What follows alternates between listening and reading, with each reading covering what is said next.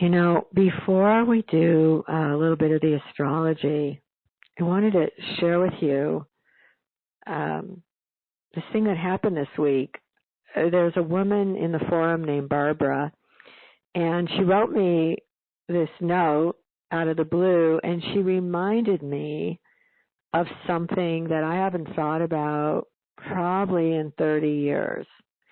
And, you know, you start to know when you're doing this path that we're doing with surrender and offering and handing everything over, that the messages and the signs can come from anywhere. And sometimes for me, it really comes just from a random email that somebody sends in to Lucy and then she forwards to me.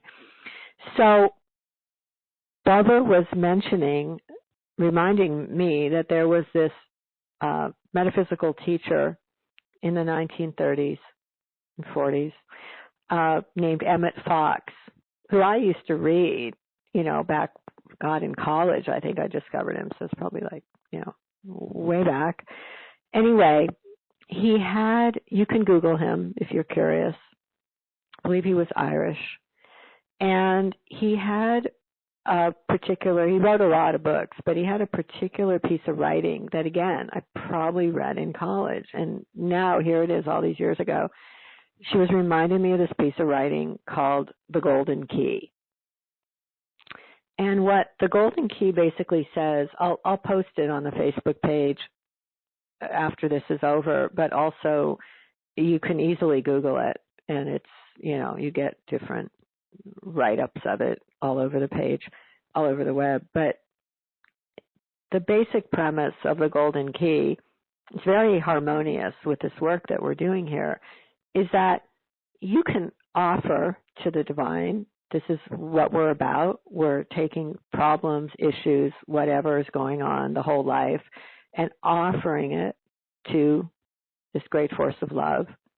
But if you keep your mind mired in the problem, once you make that offering, then you will energetically keep pouring your mental power into the problem, as opposed to keeping the mind focused on the infinite power of God.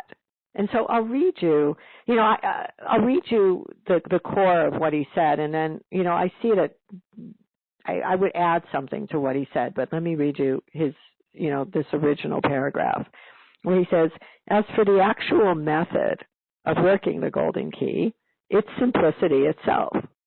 All you have to do is this: stop thinking about the difficulty, whatever it is, and think about God instead. This is the complete rule. And only if you will do this, the trouble, whatever it is, will disappear. And it makes no difference what kind of trouble. It may be a big thing or a small. It may concern health or finance, a lawsuit, a quarrel, an accident, anything. But whatever it is, stop thinking about the problem and think of God instead. That's all you have to do. Now, what I would say to that as a pragmatic Capricorn is, you're taking the issue. This is why we're doing offering. You're handing it 100% to the divine. We do that. The mind has a tendency, oh, yeah, I've offered it, but then you're spending all day worried about the problem, blah, blah, blah. So what he's saying is incredibly important. When the mind starts to come up after the offering, but oh my God, and what if this, and what if that, and what if we don't get shown a new place to be, and what if I don't get another job? I would agree with him that the most powerful thing you can do once you've made that offering is to then come back, call the mind back, and you can come up with your own words. My words are, the power of God is greater than any problem. But what I always add to that is, and I will be shown the right actions if needed. Because I think that the way this idea that if you put your focus entirely in the power of God, the problem will be solved for you. I haven't found that to be the case. Sometimes there's absolutely actions that I have to take on my own side. It doesn't always happen like a magic wand is waved and the problem is solved. Sometimes it absolutely does. So I would just include that in this idea, but I think the basic premise is so important because this is the part of manifesting that is true. I talk about that a lot, that, it's not that manifesting is evil or it's wrong. The mind has enormous power and energy flows to where the mind goes. That's the truth. So if you're making an offering and over you're flooding the neurons of the mind, let's pretend it's about a job. You just lost a job, and so you're like, you've done what we're doing in this forum, and you've said the perfect job is already selected. I'll be guided to the next door. I'll be shown the right actions. It's all handed to the divine. But then all day long, despite the fact that you've made that offering, all day long you keep thinking, what will I do if it doesn't come? And oh my God, the money's going down. And oh my God, this. And oh my God, that. Then the offering is severely compromised because the flow of the mental power is continuing to dwell over and over and over in the problem. And you could say, in a sense, that what it's doing is it's on the subtle level, it's saying this problem is more powerful than the power of God, than the power of that divine source, than the power of that divine flow. So by reiterating the power of the problem over and over, in a sense, it's just undermining the offering. So I'm not bringing this up for you to beat yourself up at all. I'm bringing it up because it's such a key part of offering that, and we're going to practice it in a moment, that once a problem is offered and you have that experience of casting the burden, it's very, very helpful to keep noticing where does the mind go and then drawing it back to reiterate that the power of love, the power of God is stronger than this problem. However you personally want to say that to yourself, because otherwise you're saying the problem is the ruler of reality. And, I go through this all the time with people where they're like, yeah, I offered it, but I don't see how that could ever get solved. That's bigger than anything. It's been this way forever.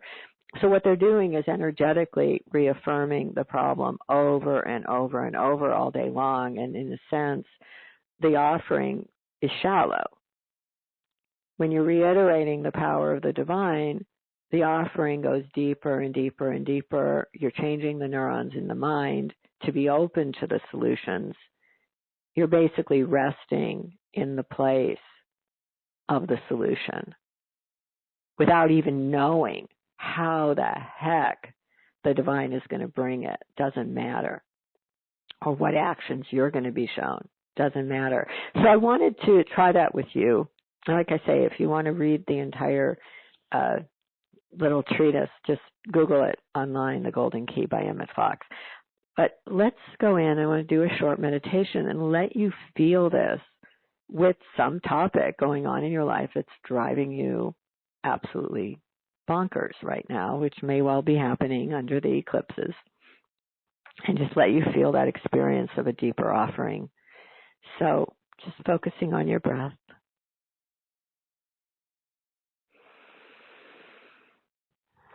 Breathing in, calming, quieting energy, and breathing out whatever wants to go.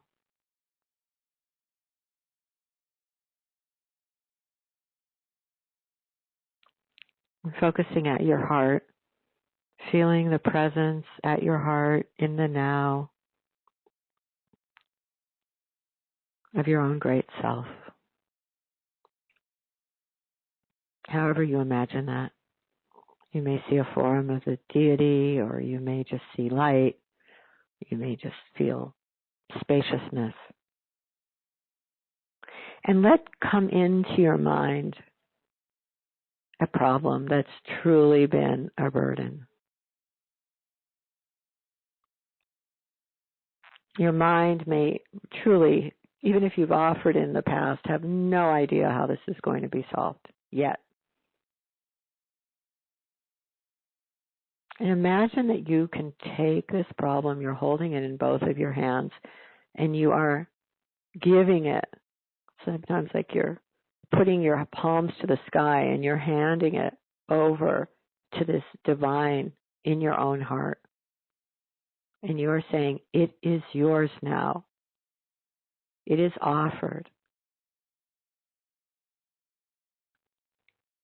And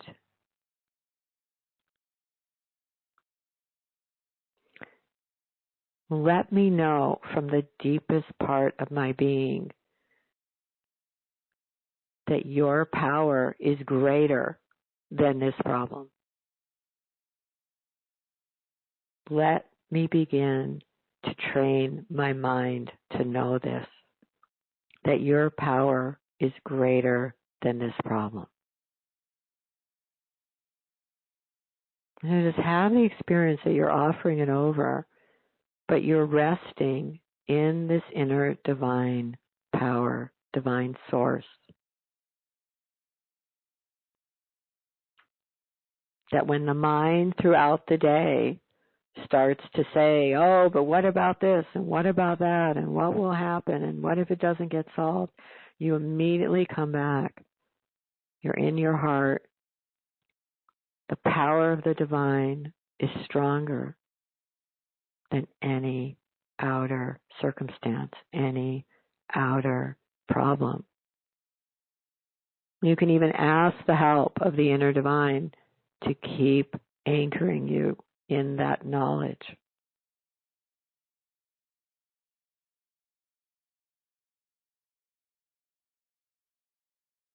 There's nothing on the outside that is stronger than the power on the inside. Nothing.